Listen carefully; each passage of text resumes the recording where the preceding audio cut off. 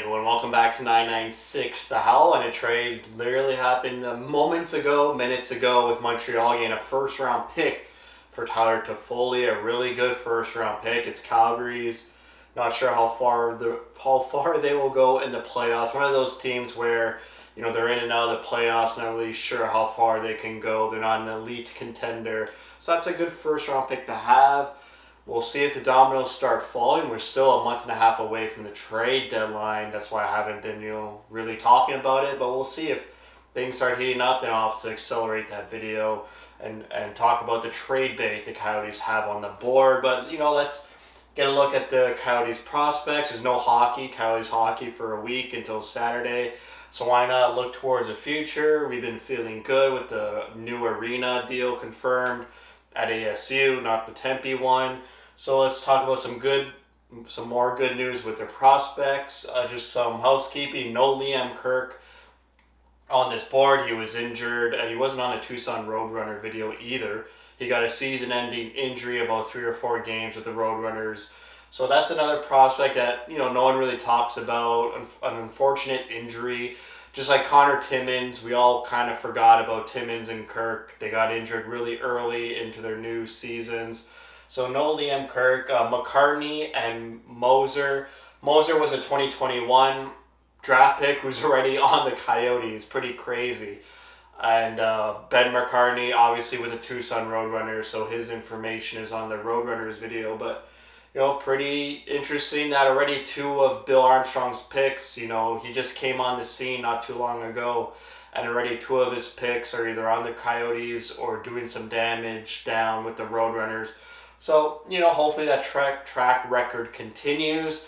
There may be some names on this board where, I don't think that track record is going to continue. But let's just jump into the most hyped prospect for the Coyotes.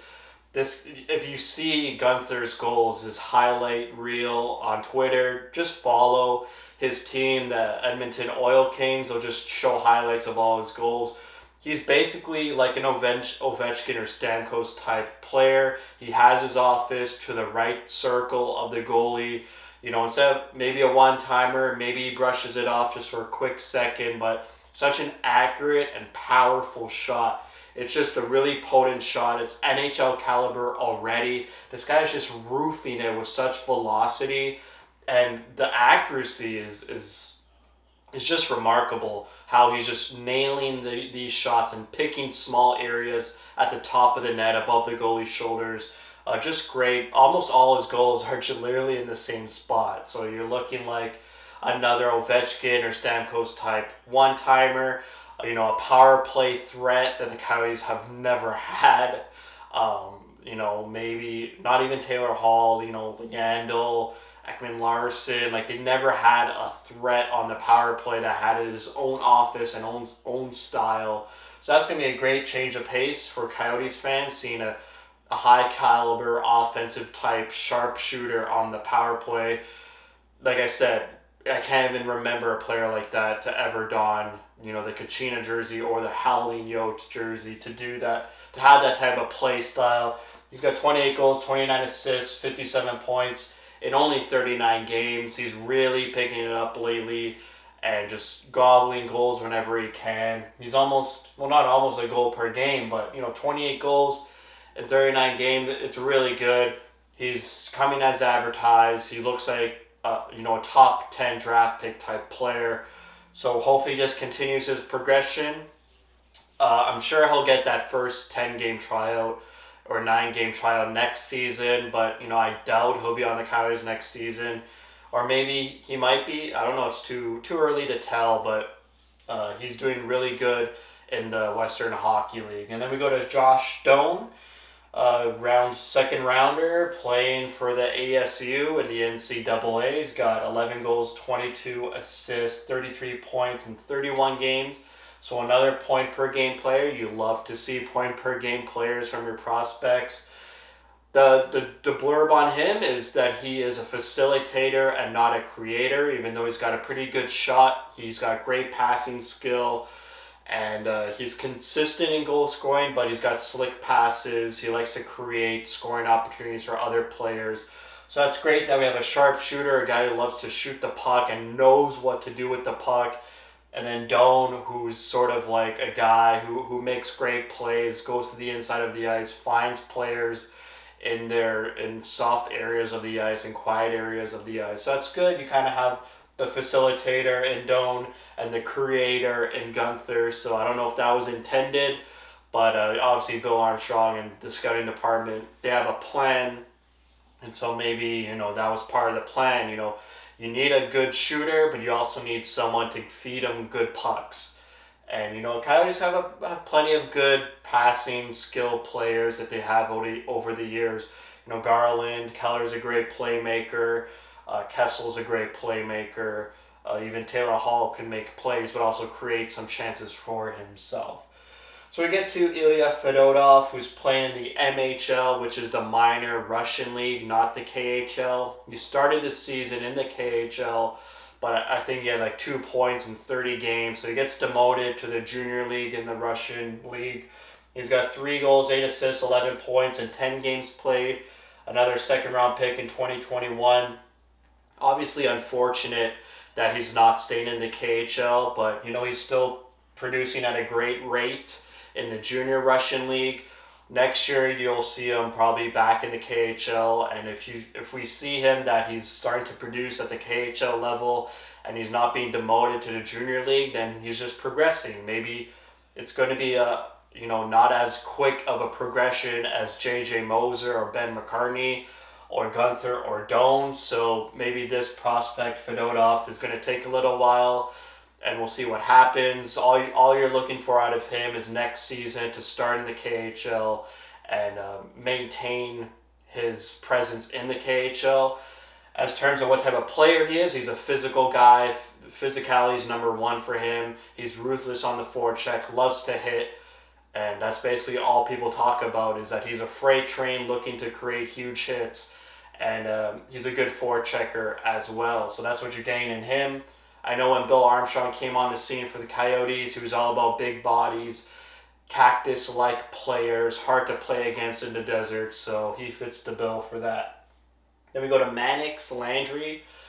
Great first name in Mannix, playing in the Quebec Major Junior Hockey League. A lot of letters there, a long abbreviation or acronym, sorry. And then another 2021 pick, 5th round. 6 goals, 12 assists, 18 points in 32 games. Pretty weak. The QMJHL, the Quebec Junior League, is known for its high offense, high tempo league.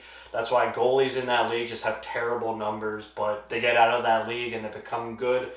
I remember Connor Garland played in the Q. He was playing up monster points. I remember following Garland in the Q, just playing up huge points.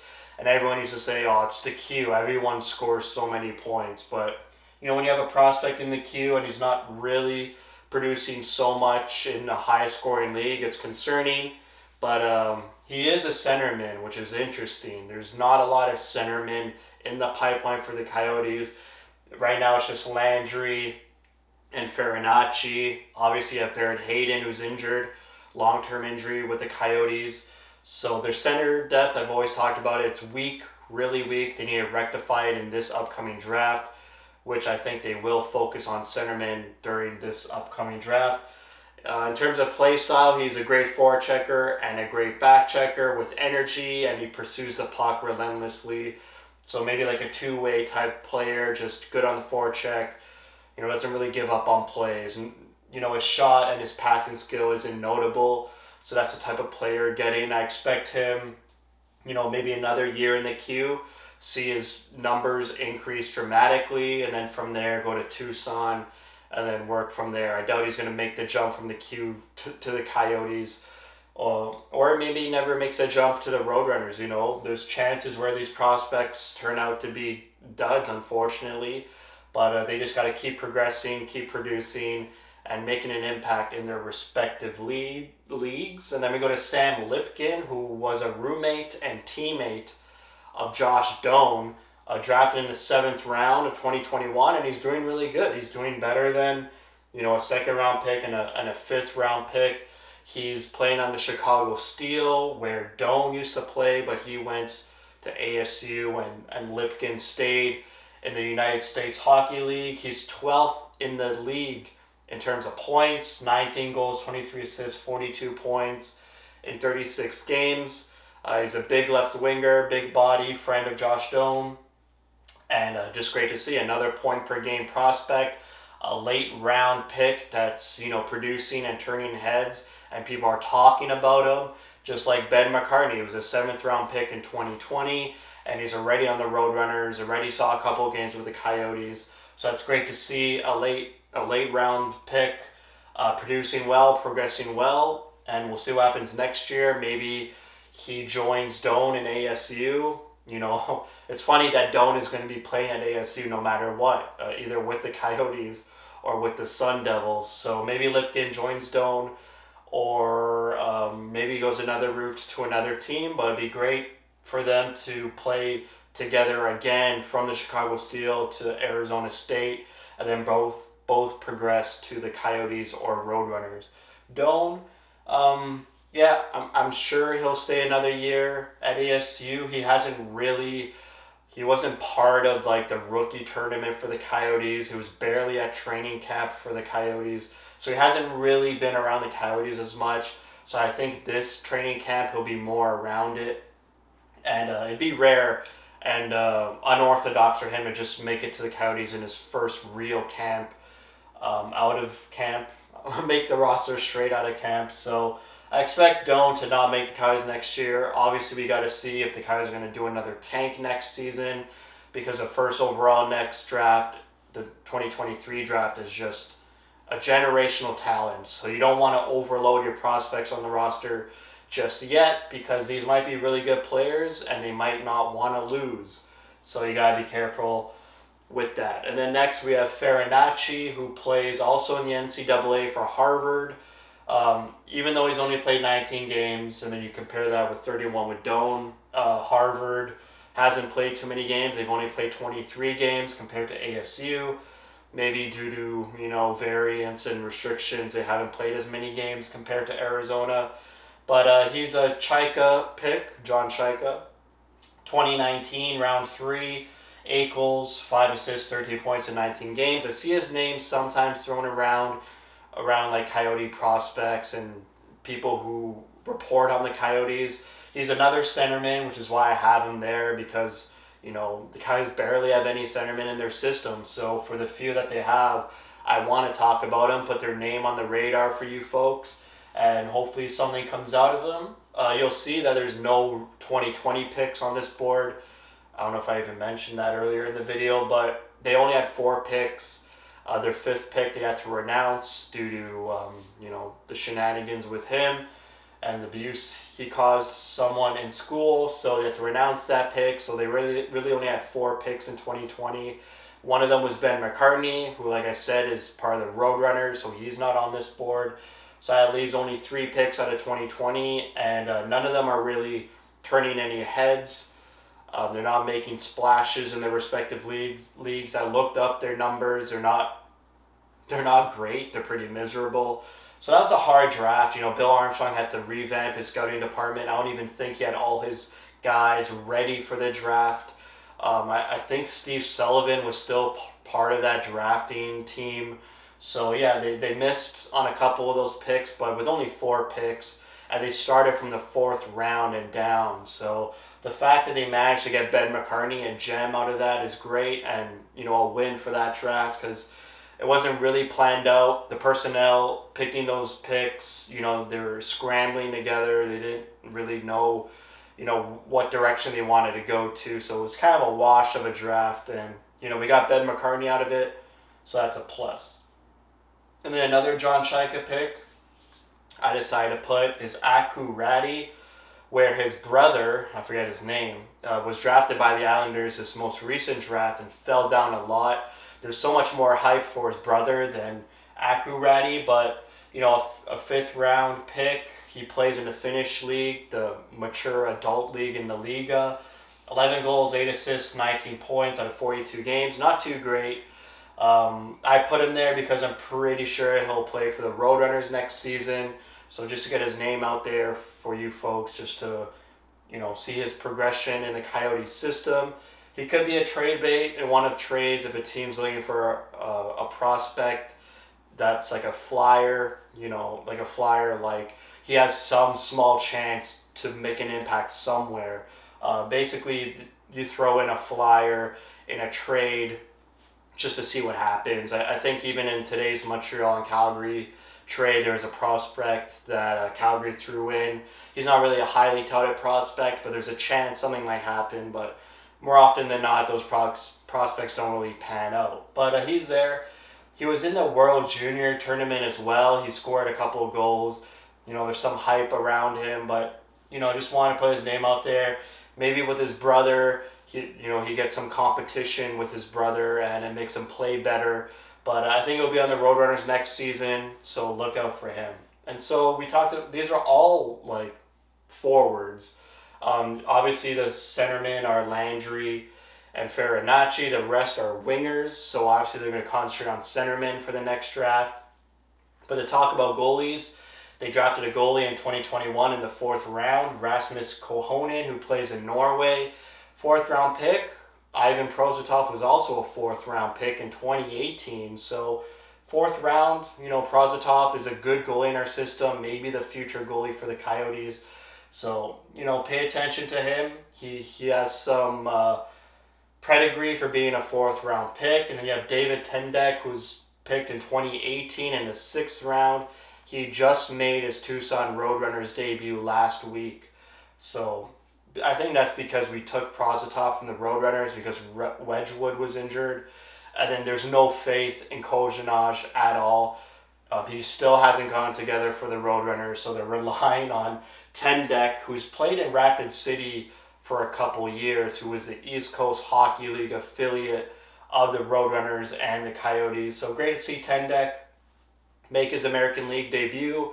He'll be the backup for the Roadrunners next season, so another Prosvetov type goalie to keep your eye on and see how he progresses. And then in terms of defensemen, Moser was drafted in 2021, already on the Coyotes, but they don't have much other defensemen out there. They have Lilleberg playing in, I forget. I think Korhonen was Finnish and Lilleberg was Norwegian. So I think Lilleberg is in Norway right now. Cal Thomas in the United States Hockey League, and then Bergqvist plays in Sweden. Their numbers are not really good, so they're not really notable players just to keep an eye on, because they haven't drafted many defensemen, and that worries me if the Coyotes do decide to trade Jacob Chychrun, because it's hard to build a defensive core. I really don't like the core they have right now with Mayo, Capobianco, Deneen. They're not big body defensemen that know how to clear the front of the crease well. They're more stick-to-stick type defensemen. They're not physical.